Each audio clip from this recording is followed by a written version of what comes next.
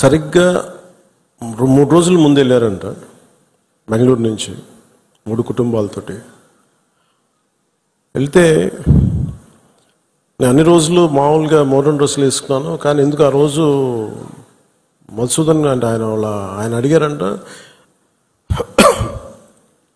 Dress వేసుకుంటే modern dress వేసుకుని బొట్టు పెట్టుకోకూడదా అని. అంటే ఆ సంఘటనకి ముందు సరిగ్గా ఒక అరగంట ముందు బొట్టు పెట్టుకున్నారంట.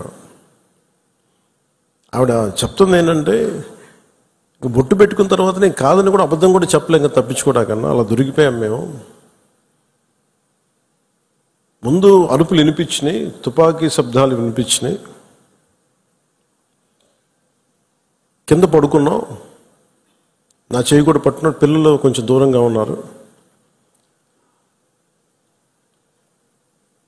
ఇదంతా కుటుంబం దాదాపు అలాగే ఆ గ్రౌండ్లో దాదాపు ఆ ఏరియాలో 400 నుంచి 500 మంది ఉండిపోయారు టూరిస్టులు.